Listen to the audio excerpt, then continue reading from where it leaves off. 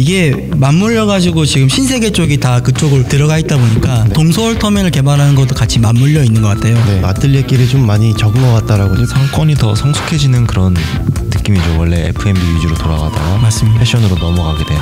지금은 프랜차이즈가 못 들어오게 되어 있어서 그래서 조금 임대 시세도 그렇고 약간 상방이 막혀있는 느낌이었는데 이제는 조금 자금이 더 원활하게 돌 것 같다라고 예상이 되는 포인트인 것 같아요.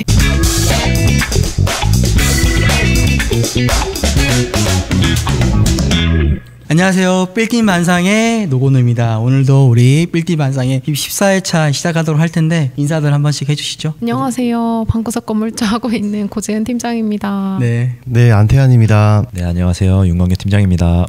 저번부터 날씨가 계속 추워지니까는 좀 얼어붙는 것 같아요. 네. 그렇죠? 또 이번 주에 저희가 좀 준비하고 있는 우리 스터디 모임이 일기가 이제 시작을 합니다. 이틀 뒤에 시작을 하죠. 잘 준비하고 계시죠, 여러분들? 네. 오시면은 좋은 정보 드릴 수 있도록 저희가 준비할 테니까 오셔가지고 신청하신 분들은 이번에 좀 잘 들으시면 좋을 것 같고, 아직 신청 못하신 분들은 우리가 이번 기수만 하는 게 아니라 계속 이어서 할 거니까는 오셔서 많이들 참석하시면 좋을 것 같습니다. 바로 우리 빌딩 인사이드 시간 한번 들어가 보도록 하겠습니다. 우리 안태환 팀장님 어떤 기사를 준비하셨죠? 첫 번째 소식은 강남 고속버스 터미널이 60층 빌딩으로 신축을 하겠다, 재개발하겠다 라고 이제 제출안을 제시를 했다고 합니다. 그렇죠. 이게 맞물려 가지고 지금 신세계 쪽이 다 그쪽을 들어가 있다 보니까 동서울 터미널 개발하는 것도 같이 맞물려 있는 것 같아요.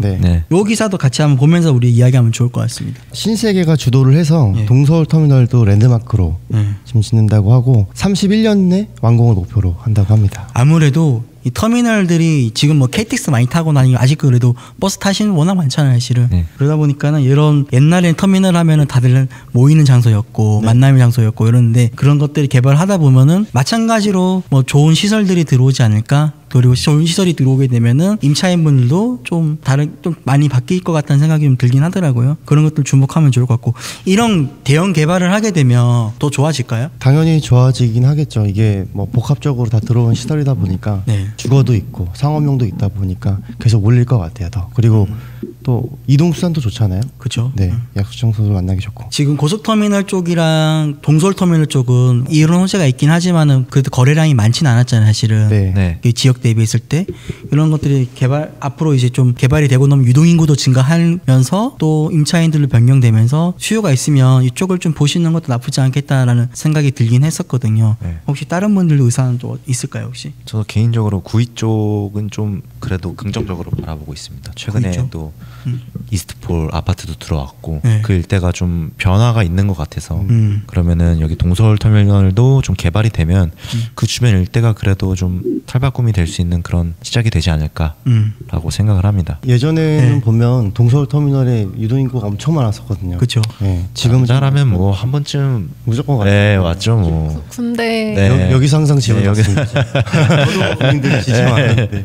그래서 다들 여기 만남의 장소처럼 모여서 했는데 맞아요. 지금은 또 그런 게 많이 없어지고 또 개발되다 보면은 기대 좀 되는 것 같아요. 아무래도 서울이 아직까지도 뭐 아파트 신축이 이런 것도 남아 있는 것도 있겠지만 역 개발이나 뭐 이런 것도 또 있겠지만 이런 터미널 개발 같은 경우도 무시 못하는 것 같습니다. 사실은. 그래서 이런 것들을 좀 기대감을 가지고 인근에 있는 매물이나 이런 것들을 보시면 좋겠다 생각이 들긴 하네요. 그냥 판매 시설이나 상업 시설만 들어왔으면 사실 그 내부로 사람이 쫙 흡수가 돼서 바로 근처에 붙어있는 근생은 오히려 안 좋을 수도 있는데 다행히 위에 상층부의 업무 시설 같은 게 같이 들어오면 상주 인구가 늘어나니까 그런 것도 충분히 상쇄할 만한 포인트가 있지 않을까. 맞습니다. 맞아요. 임대료가 좀 올라가지 않을까. 지금 이 지역들은 임대료가 아직까지는 조금 저조한 것도 사실 없잖아요.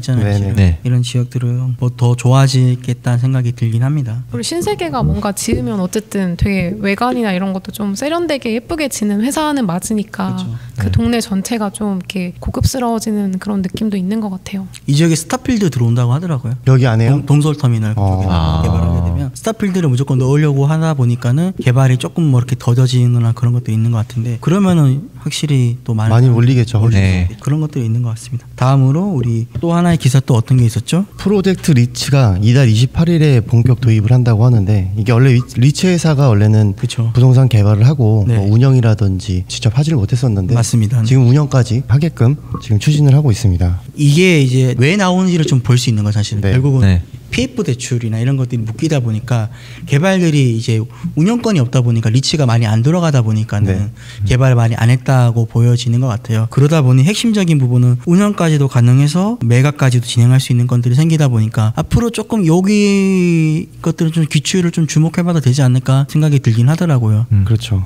개발될 만한 필지들이 이제 좀 매각이 되지 않을까 생각이 좀 들기도 했었습니다. 좀 큰 건물에도 이제는 조금 자금이 더 원활하게 돌 것 같다라고 예상이 되는 포인트인 것 같아요. 그렇죠. 마찬가지로 똑같은 것 같습니다. 앞에 우리 동서울 터미널 개발하는 거나 신세계 이게 고속터미널 개발하는 요 인근과 맞물려서 이런 것들이 당연히 보통 PF 대출 일으켜서 하거나 그렇게 하잖아요. 그런 부지들이 방금 말씀 고지현 팀장이 이야기했던 것처럼 계속적으로 개발되게 되면 인근의 유동인구가 증가하면서 약간 낙수 효과를 좀 보지 않을까. 여기 보면 그래도 이제 그 소규모 사업도 이제 가능하게끔 열어주겠다라고 맞습니다. 하는데 그런 거 괜찮을 것 같아요. 투자하시는 분 입장에서는 그래도 아무래도 또 하나의 먹거리가 생겼으니까 그런 쪽으로도 좀 개발하면 될 거고, 최근에 개발하는 것들은 대부분 다 LH나 SH건으로 저희가 많이 거래를 했잖아요. 그게 대부분이죠 사실. 근데 개발하시는 분 입장에서 이런 게 열린다 그러면 조금 발빠르게 리치 회사에 대한 조건들이 또 있으니까 그런 것들을 좀 참고하셔가지고 개발 계획을 세워본다면은 또 나쁜 투자가 아닐 거라고 느껴지긴 합니다. 다음으로 좀 다시 볼까요, 우리? 성수 지난번에 한번 리뷰를 했었는데 그때 당시만 해도 아틀리에끼리 좀 많이 적은 것 같다라고 제가 한번 얘기한 적이 있었거든요. 근데 이제 무신사가 서울숲에 K-패션 클러스터를 만든다고 합니다. 우리가 아틀리에끼를 좀 분석해 본다면은 사실 먹자 상권으로 시작한 상권이죠, 어떻게 보면. 좀 아기자기한 그런 것들이 데이트 장소로 이용되면서 일반 주거 지역에 들어오는 상권이었는데, 그러면 지금 또 가보면은 약간 패션 쪽으로 많이 들어왔어요. 사실은 그런 업체들도 들어와 있고 그럼 변화하는 것들을 좀 볼 수 있는 것 같습니다. 사실. 상권이 더 성숙해지는 그런 느낌이죠. 원래 F&B 위주로 돌아가다가 맞습니다. 패션으로 넘어가게 되는. 압구정 로데오도 똑같이 그렇게 단계를 거쳐왔고, 맞습니다. 연무장길도 똑같이 그런 절차를 거쳐왔잖아요. 그 단계에 있는 상황이라고 봅니다. 맞습니다. 전체적으로 보게 되면 임대료가 올라가다 보니까는 객단가로는 모든 게 커버할 수가 없잖아요, 사실은. 음식점이 하시는 분들은 결국은 테이블 장사를 해야 되고, 테이블에 앉으면은 이게 시간당 얼마의 비용이 나오는 거잖아요. 예를 들면 우리 식사한다 치면 1시간에 얼마 이렇게 나오잖아요, 보통은. 근데 패션은 와서 들어가서 사서 나오는 순간 끝인 거잖아요. 한번 입어보고 화장만 살짝 발라보고 이러면은 바로바로 가능하다 보니까는 그런 장소에 대비했을 때 임대료가 더 올라갈 수 있는 여지가 있는 것 같다라는 생각은 들긴 하더라고요. 맞습니다. 지금은 프랜차이즈가 못 들어오게 되어 있어서 그렇죠. 그래서 조금 임대 시세도 그렇고 약간 상방이 막혀 있는 느낌이었는데 그래도 무신사가 아예 각 잡고 이렇게 그쪽도 넓혀 가겠다라고 얘기를 했으니까 그런 부분에서는 엄청 그 거리 분위기가 많이 바뀔 것 같다는 생각이 들어요. 개인적으로는 여기 숲이 있다 보니까 유아용품들이나 이런 것들 있잖아요. 또 이제 초등학교 때 애들까지 이렇게 해가지고 커버할 수 있는 그런 의류 판매점들 조금 입점을 한다면은 소비력이 그래도 좀 있지 않을까라는 생각을 좀 들긴 했어요. 비싸죠. 아기 용품이나 뭐. 비싸요. 엄청나죠. 이제 이사님께서 말씀하신 부분에 대해서 공감을 하는 게, 제 사촌 누나가 서울숲 근처에 거주를 했었는데 그 아기가 어려요. 어리니까 뭐 체험 및 교육용으로 이제 서울숲을 많이 가더라고요. 그렇죠. 그러니까 그런 젊은 부모님들이 이제 많은 거죠, 아기를. 맞습니다. 그러니까 그것과 관련된 용품 업체들이 들어온다면 진짜 좋긴 하겠다라는 생각이 들었어요. 저는 그래서 조금 비용을 내더라도 그런 업체들 같은 경우에는 기존의 음식적인 곳을 지금 좀 공실도 조금 있잖아요. 어떻게 보면 지금 가보면은 그런 공간에 들어가서 조금 현재 임차인 입장에서는 좀 값싸게 들어갈 수 있는 입장인 거고, 임대인 입장에서는 조금 버티셔가지고 좀 넘어갈 수 있는 것들도 보면 좋을 것 같고, 이런 임차인들을 좀 찾아다니시면 좋겠다라는 생각이 들긴 했었습니다, 사실은. 그렇죠. 요즘에는 임대인분들도 임차인이랑 적극적으로 컨택해가지고 유치하려고 뭐 이렇게 하시니까 그렇죠. 그런 것도 생각해 보시면 좋을 것 같아요. 어쨌든 저희가 생각했을 때는 아틀리에끼리 저물다는 느낌이 좀 들었었는데 새롭게 다시 좀 올라갈 수 있는 그런 동력이 생겼다. 이런 거 좀 비춰주면 될 것 같고, 매수나 매각을 하시는 우리 시청자분들도 이런 것들을 좀 참고하셔가지고 조금 더 분석해 보시면 좋겠다 생각이 들긴 했습니다. 그러면 우리 오늘은 두 번째 시간은 우리 매각 사례를 좀 보면서 이런 물건들이 어떻게 팔려 나가는지 좀 이야기를 나눠보면 좋을 것 같은데요. 첫 번째로는 우리 고지현 팀장님이 좀 이야기해 주면 좋을 것 같은데 중구 을지로 3가에 거래된 사례가 있으시죠? 네, 최근에 매각된 사례고 을지로 3가역 인근에 있는 힙지로 상권입니다. 너무 좋죠. 예, 네. 그래서 매매가가 36억, 대지 사이즈가 27.5평, 그리고 필지가 2개고 건물이 2개로 나뉘어져 있어서 겉으로 볼 때는 하나의 건물처럼 그렇게 되어 있고 1층만 임차인이 있는 상태로 매입을 하셨던 걸로 아마 추측이 되고요. 평당가는 평당 1억 3천만 원 정도에 됩니다. 수익률은 3.3%. 근데 이게 수익률이 3.3%가 1층만인 거잖아요. 네. 1층만. 1층 임대료가 얼마인 거죠? 저희가 단순 계산하면 건물 1층을 2개를 쓰고 계시고 있는 상황인데 합쳐서 한 25평에서 6평 정도 쓰고 있는데 임대료를 950만 원 정도 내고 계신 거예요. 그럼 이 나이가 38, 37 정도 돼요. 네. 대박입니다. 네. 높죠. 엄청 높죠. 그리고 메뉴도 저번에 저희 살짝 말씀드린 타코 파는 데 맞아요. 맞아요. 타코가 진짜 확실히 유행이긴 한가 봐요. 크게 올 것 같아요. 네. 가짜인지 먹어봤어요. 먹어봤어요? 네, 그 을지로에 타코. 여기를 먹어봤다는 게 아니죠? 여기 아니. 여기 아니고 다른 곳 가서. 제가 또 까먹었는데 진짜 먹어봤어요. 어땠어요? 맛있었어요? 근데 웨이팅이 너무 심해가지고 한 손으로 그냥 퍼서 먹고 빨리 사라지고 약간 이런. 이 회전율은 빠른 것 같아요. 네, 회전율이 빠르더라고요. 양도 조금 사실은 많진 않은 것 같고. 그러니까 그러다 보니까 이 임대료가 가능한 건가? 임대료가 생각보다 좀 저희는 비쌌어요. 일단은 저희가 아무리 1층을 본다 그래도 30 정도에서 25 사이 정도를 봤는데 훌쩍 넘는 1층 임대료가 나왔기 때문에 조금 주목하면서 봤었는데 그래서 위층이 다 공실인데도 3.3%인 거라서 맞춰지면은 4% 네. 중후반 정도 나올 것 같네요. 그리고 지금 사용하시는 분들이 그냥 1층 임대 주고 나머지 사용해도 실사용해도 저도 좋을 것 같아요. 역 근처고 하다 보니까 역과 워낙 가까우니까 그런 분도 있겠네요. 그리고 이게 옛날 건물이다 보니까 건폐율을 또 이득을 많이 봐놨었어요. 대지 자체는 27평 정도인데 건축 면적 2개 건물 합쳤을 때 기준이 25평이니까 거의 건폐율 한 92% 정도. 그러니까 사실 이거는 대지 한 40평 넘어가는 그 건물 산 거와 유사한 효과를 가집니다. 1층 기준으로는. 그렇게 되면 토지 우리 평당 가액으로 볼 수 있는 없는 건물인 거고 사실은 연면적 단가 이런 거 봐야 되는 연면적 단가로 보기에는 아직 다 안 지어놨으니까는 그런 건 좀 아쉽긴 하더라도 그래도 1층 상권이 가장 임대료가 많이 나오는 상권이긴 한 상권이니까 매수하시는 분이 굉장히 좀 잘 매입하셨다라는 생각이 좀 들긴 하네요. 이게 실제 면적은 더 넓을 수도 있어요. 그건 모르는 거예요. 맞아요. 이게 중구나 종로구에 있는 건물들은 보면은 실제 측량을 하면은 오히려 면적이 더 넓은 경우가 꽤 많더라고요. 그 과거에는 그런 세금 혜택 때문에 그 건물 소유주분들 이제 미팅하다 보면은 축소 신고한 경우도 의외로 되게 많아요. 네. 그래서 그런 부분도 한번 좀 유의 깊게 보시면 될 것 같습니다. 66년도 건물이에요. 지금 대충 예상이 갑니다. 12 사태. 66년도면은 와 저보다 20살이 많네요. 그런 건물이 아직도 살아있다 보니까 대단한 것 같습니다. 어쨌든 이렇게 봤었을 때 이런 거 어떻게 접근해야 될지 고민되시는 부분들이 사실 있거든요. 사실은. 근데 요거는 방금 포인트를 잡아주신 것처럼 건폐율 이득 본 거 플러스 1층 면적이 더 넓을 수 있는 것들 1층 상권이 핵심적인 상권이라는 게 포인트이신 거죠. 네, 맞습니다. 그러다 보니까는 좋은 매각 사례가 나왔다라는 걸 한번 어필해드리고 싶어서 준비했습니다. 그러면은 다음 사례 한번 보시죠. 우리 서교동의 매각 사례인데 요거는 윤광희 팀장님이 한번 좀 설명해 주시죠. 네, 그 홍대 입구역 쪽에 있던 건물이었고요. 토지 면적은 48평 정도 되고 연면적은 한 121평 정도 되는 지하 1층 지상 4층 규모의 건물이었습니다. 33억에 매각이 되었고요. 평당 가격으로는 한 6,800만 원 정도. 가격은 어떻게 보세요? 여기 지역이나 이런 것들은? 저는 평당 가격은 되게 저렴하게 매각이 됐다. 그렇죠. 라고 생각합니다. 여기 지역이 인근이 원래 책 출판사가 좀 많이 들어왔던 지역에서 벗어나면서 오피스로 좀 많이 변경되면서 유동인구가 좀 많이 늘어나면서 계속적으로 변화하고 있는 것 같아요. 그러니까 아기자기한 카페들이 최근에도 계속 생기면서 이런 매각이 된 것 같은데 이게 탁상 감정가가 더 높게 나오지 않았나요? 네, 제가 알기로는 좀 더 높게 나왔고, 그렇죠. 그리고 이제 유동인구 측면에서도 저도 이걸 가봤었는데. 이게 바로 위가 또 경인섭 숲길이 또 이렇게 지나가고 있잖아요. 그렇죠. 또 여기 맞은편에 이제 대로로 이제 넘어가는 길인데 거기서 이제 내려오는 사람들이 되게 많더라고요. 맞습니다. 버스 정류장이 있어가지고 그래서 유동인구도 많았고 주변으로 뭐 카페나 음식점 같은 그런 데도 되게 많더라고요. 아기자기하게. 맞습니다. 여기 인근으로도 어쨌든 재밌는 것들이 좀 많이 있어요, 사실은. 그래서 가보시면은 괜찮은 것 같습니다. 저는 개인적으로. 그래서 조금 안쪽에 있나 이런 생각 할 수도 있겠지만 실제로 가보시면은 사람들이 좀 따라 움직이는 길이 좀 형성돼 있다.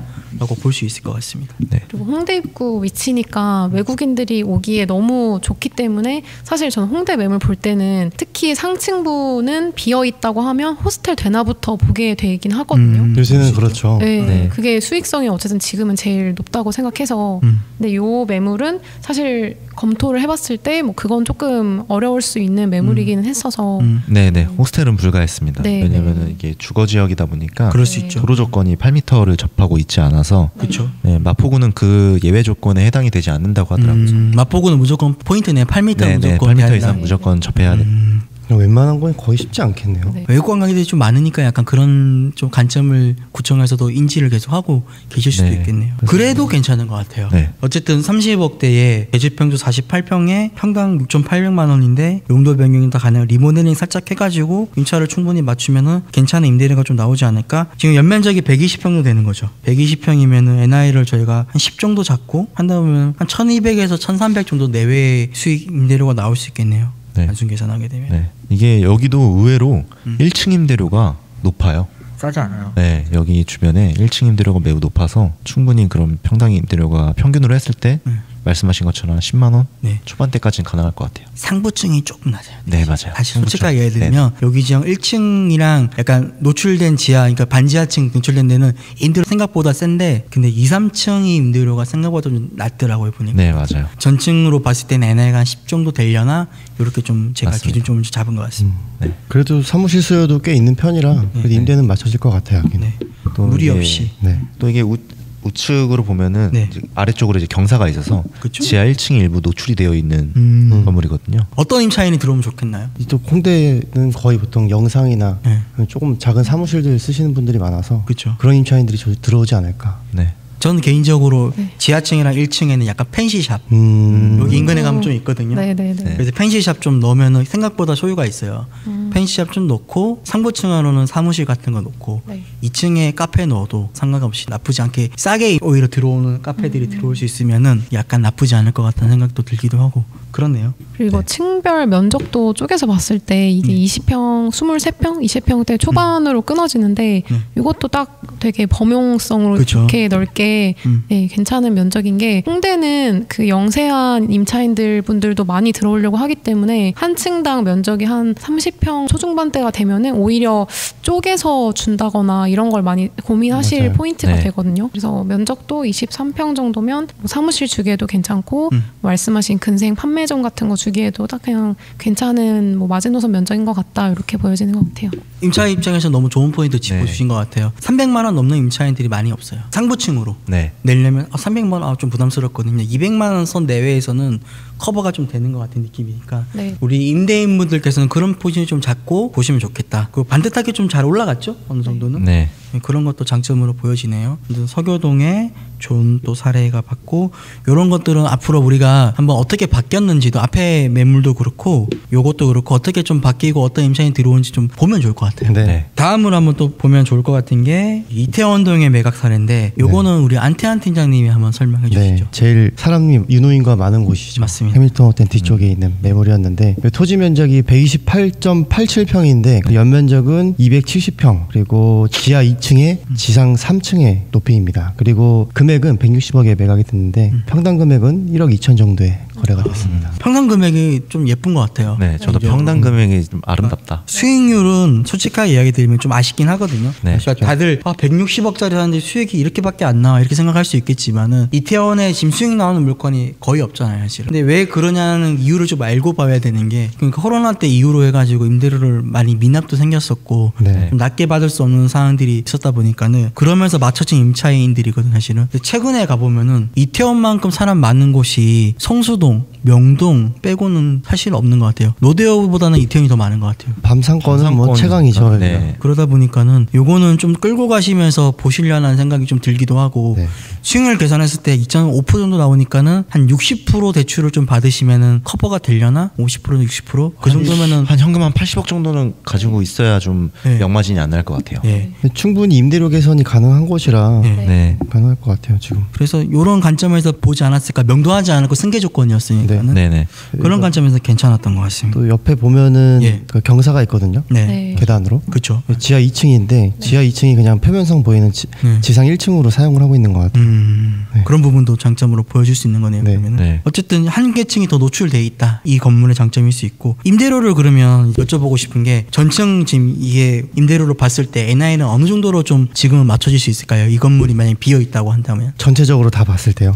이태원은 상층부가 좀 많이 약해서 1층에서 많이 좀 뽑아야 되긴 하는데 1층 NI는 어느 정도 보나요 그러면? 1층 잘 받으면 이 라인은 한 30만 원 이상은 받을 수 있어요. 30만 원 이상? 네, 30-40만 원. 평당으로 30만 원. 그러면 지금 여기에 노출된 게 지금 지하 1층이 면적인 건 거잖아요.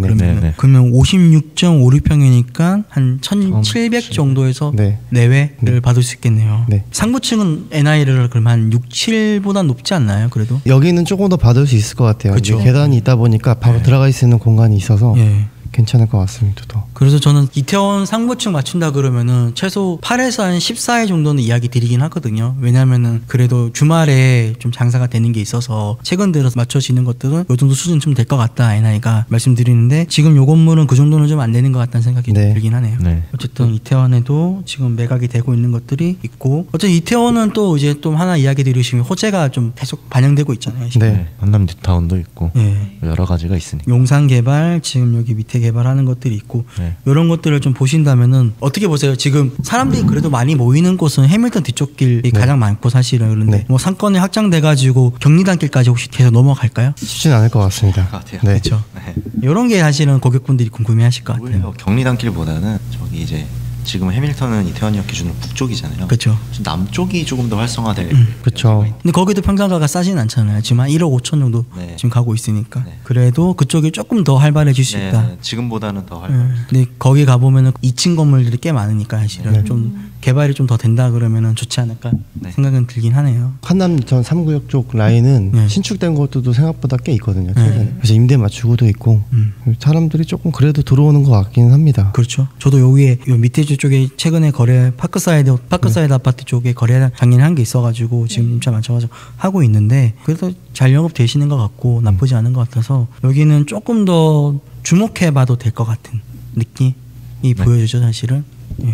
나오게 되면은 요 평당 가격이면은 매입하시는 게 맞다? 금액적으로는 매력적으로 매입을 하신 것 같아요. 수익이 안 나오더라도 장기적으로 보시면 괜찮은 것 같습니다. 개선의 여지가 있으니까. 저도 마찬가지로 동의합니다.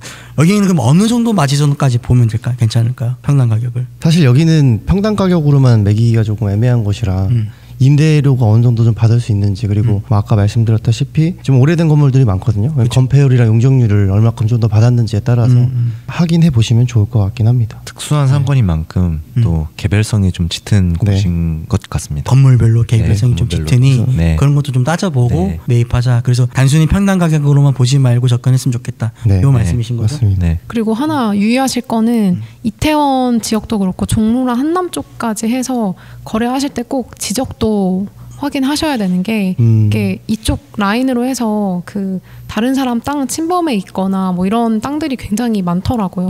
뭉티기로 몰려 있더라고요. 그래서 그런 것도 거래할 때 주의해서 보셔야 될 것 같습니다. 맞아요. 하나 포인트 잡아드리면 만약 옆에 신축을 했다 그러면 측량이 되어 있는 거예요. 자연스럽게. 그래서 조금은 안심하셔도 되고 조금 편하게 측량할 수 있다라고 볼 수 있을 것 같긴 합니다. 사실. 여기까지 좀 설명하면 좋을 것 같고 일단은 우리 매각 사례는 이렇게 좀 정리를 해보고요. 빌딩 단서도 시간 다시 준비했는데 우리 윤광규 팀장님 사연을 좀 읽어주시죠. 안녕하세요. 저는 현재 현금 40억을 보유하고 있습니다. 목표는 강남권 또는 서울 핵심 지역에서 안정적인 임대 수익 확보와 장기 자산 가치 상승입니다. 주변에서는 40억이면 소형 건물 2개 사서 리스크 분산이 낮다라는 의견도 있고 아니다. 한 개 큰 건물로 가야 나중에 가치가 뛴다라는 의견도 있어 혼란스러워졌습니다. 대출은 70% 정도까지는 가능한 금융 여력이 있습니다. 그래서 고민입니다. 40억으로 건물 2개를 사는 게 맞을까요? 아니면은 한 곳에 집중하는 게 맞을까요?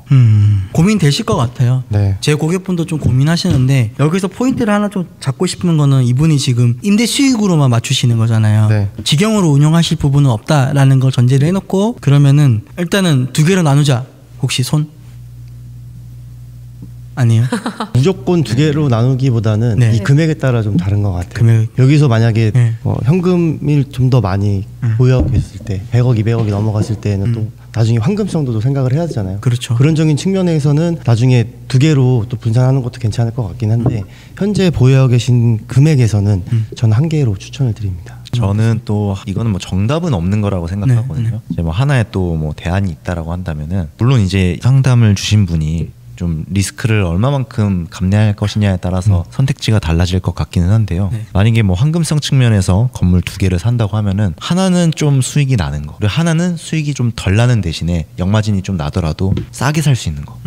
이런 투자 전략도 좀 괜찮지 않을까. 예를 들어서 성수동 같은 경우에 명도가 안 되는 대신에 좀 평당가를 낮게 살 수 있는 그런 건물도 있었고, 특히 건물 강남 같은 경우에도 그런 것들이 있었잖아요. 근데 그런 건 수익률이 낮으니까 역마진이 나는 리스크가 있잖아요. 그렇죠. 그러면은 그런 거를 좀 보완할 수 있는, 상대적으로 수익이 그래도 좀 괜찮게 나는 그런 건물도 같이 매입을 한다면 좋은 전략이 되지 않을까라고 생각을 해봅니다. 이게 아파트랑 좀 다른 게 아파트는 사실은 저희 그 세금 규제나 이런 것 때문에 그냥 웬만하면 똘똘한 한 채로 다 이렇게 그 방향으로 잡고 보유를 하고 계실 텐데 건물은 조금 구조가 다른 게 법인으로 매입하시고 보유하신다는 전제 하에는 여러 개 보유하더라도 보유세에 대한 차이 정도고 크게 이외에 뭔가 큰 한 채만 고집하셔야 될 조건은 거의 없다고 저는 보고 있거든요. 네, 그래서 결국에는 하나로 픽스를 하고 할지 말지 정하는 거는 이렇게 유동적으로 좀 상황 보시고 하시는 게 맞는 것 같고요. 꼭 하지 말아야 되고 이런 건 절대 없다고 생각하고 결국엔 어떤 조합으로 갈 거냐를 찾으셔야 될 것 같은데 2개를 산다고 했을 때 하나는 그래도 임대 수익이 잘 나오는 거를 사서 매달 현금 흐름은 잘 돌게 잡고, 저는 오히려 좀 큰 비용을 쓰는 거를 그걸로 잡으시고 수익용으로, 그리고 좀 작은 거를 임대료 당장 안 나오더라도 시세 차익을 내가 많이 볼 수 있는 목표로 해서 잡아서 그렇게 2개로 나눠서 가시는 것도 괜찮을 것 같아요. 근데 이거는 매매가랑 들어가는 비용을 계산을 해볼 때는 뭐 조금 큰 거를 임대 수익 받을 수 있는 금액, 매달 얼마 들어오는지를 하나 보시고, 그리고 그 시세 차익용으로 작은 거 산 거는 그럼 매달 내가 이자를 얼마씩 그냥 뭐 내겠다라는 걸 빼보면은, 뺐을 때 좀 그래도 남으면은 네, 할 만한 여력은 되시는 거니까 그런 식으로 고민해보셔도 괜찮을 것 같아요. 저는 기본적으로 이 금액 되면은 그냥 강남에 120억짜리 사라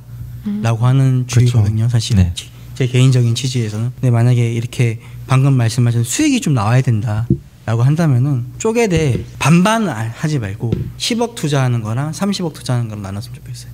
개인적으로는. 우리 최근에 모텔 이런 것도 수익 잘 나잖아요. 네네. 그런 거를 위탁 운영을 줘가지고 수익을 좀 내시고, 30억짜리는 한 현금 30억 정도 들어간다 그러면은 최소한 70억에서 한 90억 사이에 있는 건물 매입할 가능하다고 좀 보거든요. 그러면은 그런 것들이 수익이 아까 이야기했던 고전 팀장님이 덧붙였던 내용처럼 상쇄될 수 있는 부분이 있다 보니까는 약간 이런 식으로 좀 접근하면 어떻겠나 생각이 좀 들긴 했거든요. 그래서 반반보다는 3대1 약간 비율을 나눠서 이렇게 했으면 좋겠다 라는 생각이 좀 들어서 그런 말씀을 좀 드릴 수 있을 것 같은데, 근데 베스트는 당연히 시세 차익도 볼 수 있을 만큼 내가 싸게 사면서 임대 수익도 나오는 게 베스트예요. 그거 똘똘한 한 채를 잡는 게 베스트인데 그런 매물이 잘 안 나오니까 그렇죠. 네, 좀 그럴 거면 분산하셔도 되지 않나. 네. 그러면은 우리가 한번 매각 사례지만은 한번 보면 도움이 될 수 있잖아요. 그 사례를 한번 보면서 한번 이야기 나눠볼까요? 강남권에서 그래도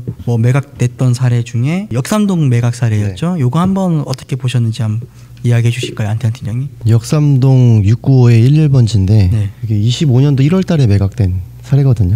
이게 그 건물을 매입을 해서 신축을 하신 건데 좀 매도자분이 좀 사정으로 인해서 원가 이하로 매각을 하셨습니다. 당시에 110억에 매각을 하셨거든요. 토지 평수가 84평이고 연면적이 216평입니다. 24년도에 신축을 했는데 전체적인 평당가로 봤을 때 뭐 1억 3천에 매각을 하셨거든요. 건물가를 제외하지 않는 금액인 거잖아요. 신축 건물이 평당 1억 3천이면 진짜 싼 거죠.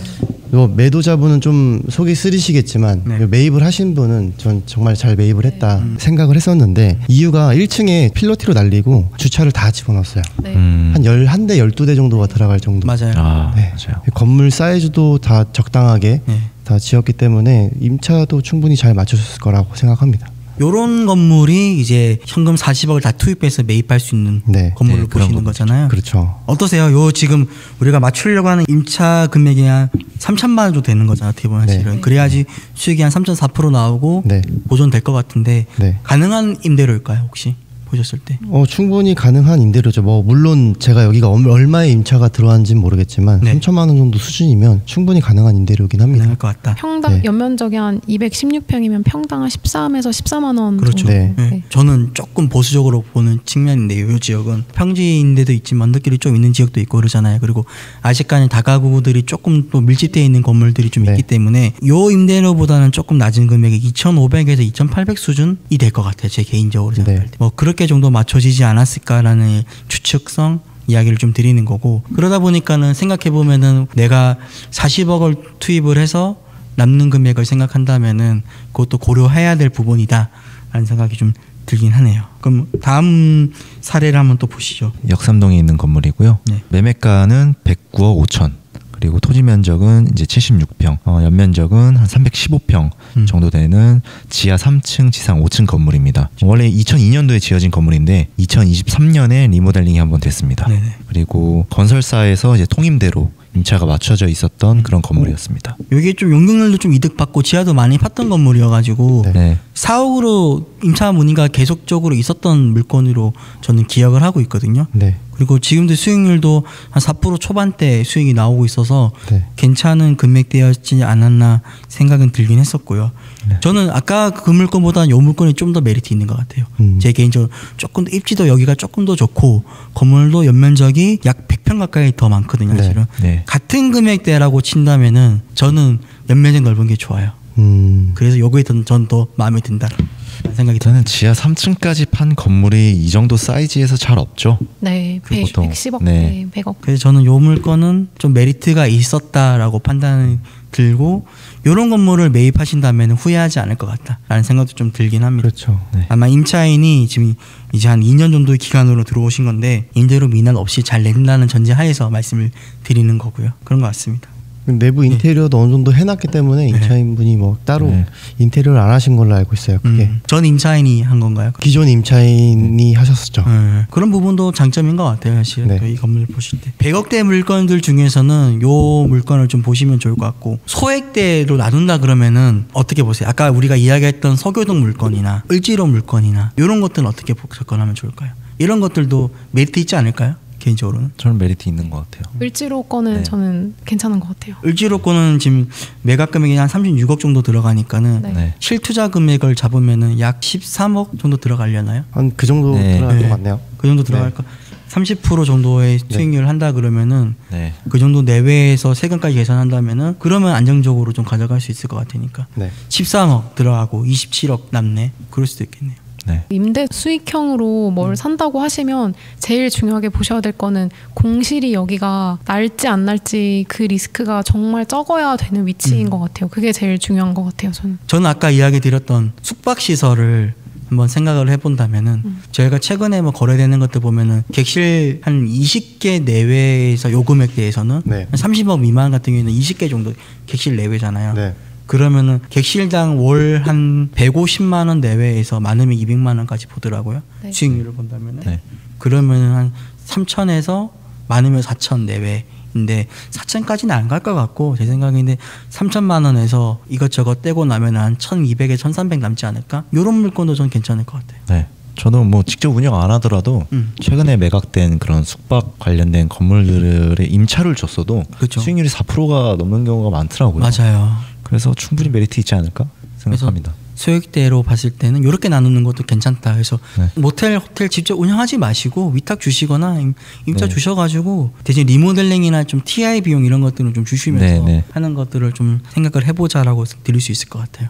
근데 여기서 제일 포인트 같은 경우는 보면 나중에 잘 팔아야 되잖아요. 그렇죠. 무조건 팔아야 되는 거기 때문에 거래량이 좀 상대적으로 많은 곳을 선택을 하셔야 될 것 같긴 합니다. 그렇다면은 아무래도 제가 추천하는 그런 물건들은 홍대, 중구, 종로 쪽이 가장 베스트일 것 같고, 수익이 나온다 그러면 마찬가지로 홍대 쪽도 괜찮고, 그렇죠? 이 소액대에서는 그러면 될 것 같은데, 만약에 이런 경우 한번 좀 이야기 드리고 싶어요. 좀 마지막에 갑자기 든 생각인데 100억이 넘는 건물을 산다면은 다들 강남 이야기 하시잖아요. 사실은 강남 말고 추천하실 만한 지역이 있으세요 혹시? 뭐 요즘은 성수, 한남 뭐 이런 정도가 성수에 있나요? 더 거기는 아니 이제 100억이 넘는 건물이다 보니까 가능할까요? 성수 100억 40억 투입하면은 쉽진 않겠지만 네. 잘 찾아보면 네. 또 나오겠죠 물건이야. 네. 저희가 최근에 찍고 왔던 그런 경수 식당이었나? 네. 네. 그런 건물을 리모델링 한다면은 140억으로 좀 충분히 가능한 네. 생각이 갑자기 들었네요. 네. 네. 그런 것 같고 또 성수동 말고 한 군데만 좀 더 항상 한남동 매물을 달라고 많이들 원하시는데 고객분들이 매물이 없어요. 한남동은 진짜 없는 것 같아요. 없어요. 네, 없어요. 지금 호가가 3억 넘게 다들 이야기하시죠? 왜냐면 3억 4천이 그 준주거의 코너 조그만 거 하나 시키는 바람에 그 이면으로는 다 2억 5천 이상 막 부르고 이러니까. 네. 저는 그래서 강남이 좋아요. 네. 강남이 아직도 1억 5천에서 내외이면은 오피스 형태의 건물을 충분히 100억에서 120억 사이면 매입할 수 있잖아요, 사실은. 네. 뭐 이렇게 해주시면 저랑 안태한 팀장이 답사했었던 건물도 한 120억 맞아요. 내외였던 네. 건물인데 저는 괜찮았거든요, 사실은. 저도 괜찮은 것 같습니다. 그 건물은. 그런 건물들을 저는 추천드리면 좋겠다라는 생각이 좀 들기도 하고 그렇거든요. 근데 요즘 손님들이 이런 관점도 좀 있는 것 같아요. 강남 좋은 거 알겠는데 오피스가 임대료에 대한 그 상방이 상대적으로 좀 낮다 보니까 이게 지금 어쨌든 평당가가 많이 올라왔잖아요. 그러면은 그 임대료 상방이 뚫려야 그럼 평당가도 높아졌을 때 내가 차익을 볼 수 있다라고 판단이 드는데 그게 안 될 것 같으니 유동인구가 많은 성수나 한남원 같은 곳은 그래도 임대료 상방이 상대적으로 높잖아요. 네. 그러니까 더 거기를 좀 보려고 하시는 것도 좀 있는 것 같아요. 그럴 수도 있겠네요. 네. 개인적으로는 저는 또 한편으로 볼 때 집가 상승이 계속 일어나다가 금리의 벽에 부딪혀서 이렇게 조금 머뭇머뭇거리면서 오피스 형태들이 많이 좀 주저했잖아요, 사실은. 네. 근데 마찬가지로 사업을 하시는 분들도 이렇게 대출 받아서 해야 되는데 금리가 높으니까는 지금은 막 이렇게 사업을 많이 안 벌렸는데 최근 들어서는 조금 움직이시는 것 같아요. 그래서 최근에 보면 토임대 임차 매물들도 많이 나갔더라고요. 보니까 우리가 네. 알고 있었던 매물들도 그런 거 보면은 아 조금 움직이시나 보다. 이런 생각이 좀 들긴 하거든요. 그런 관점에서 볼 때 상방이 아까 이야기했던 게 막혀 있긴 하지만 밑에서 계속 하방이 계속 이렇게 쌓여 있으면 점차 밀려서 조금씩은 더 올라가지 않을까라는 생각이 좀 들기는 해요. 어쨌든 지금 상담하시는 분 입장에서는 이런 고민이 있는데 저는 개인적으로 일단은 강남권의 물건 하나를 매입하시는 게 좋겠다라는 취지로 좀 말씀드렸고 혹시 안태한 팀장님은? 저도 그렇게 동일하게 생각은 합니다. 저도 하나가 제일 좋았어요. 저도 고를 수 있으면 그래서 아까 이제 처음에 말씀드렸던 게 그러니까 리스크를 다 질 거라면은 하나에 그냥 집중을 하시는 게 좋을 것 같은데 근데 혹시나 내가 선택한 게 좀 어려울 수도 있지 않나라는 그런 리스크가 좀 이렇게 생각이 드신다면 좀 분산하는 것도 좋은 방법 중에 하나다. 요즘 싸게 나오는 것들 보면은 공실이거나 아니면 이제 태거 하시는 분들 있잖아요. 그렇죠. 그런 것들은 나중에 공실 위험이 있다 보니까 또 매입을 또 많이 꺼려 하시는 것 같긴 합니다. 그럴 수 있겠네요. 이게 공실이라 나중에 또 이자 부담이 또 크잖아요. 그렇죠. 사실은 예전에는 좀 어느 정도 공실을 두고 그래도 나중에 임차 맞추면 수익이 나오니까 매입을 하자라고 결심을 하셨는데 최근은 그렇진 않은 것 같아요. 그런 부분도 없지 않아 인정되는 부분이긴 합니다. 어쨌든 이제 지금 상담소에 보내준 우리 상담하셨던 분은 요 내용을 좀 참고하셔가지고 저희가 좀 물건을 선별해서 드릴 수 있도록 하면 좋을 것 같고 개인적으로는 물건을 제한 두지 않고 보시는 게 제일 좋기는 해요. 네. 그래서 좀 열어놓고 보시면서 판단해 보시면 좋겠다라는 생각이 들긴 합니다. 오늘 우리 준비한 시간은 여기까지 좀 준비해봤는데 반상회를 항상 봐주시는 분들 감사하고 최근에 이렇게 댓글들을 많이 좀 달아주시더라고요. 그래서 어떤 댓글이든 저희가 좀 고민해보고 또 영상 찍는데 참고할 수 있도록 할 테니까는 저희 영상들 많이 시청해주시고 좋아요, 댓글 많이 달아주시면 감사하겠습니다. 이상 빌딩 반상회였습니다. 감사합니다. 감사합니다.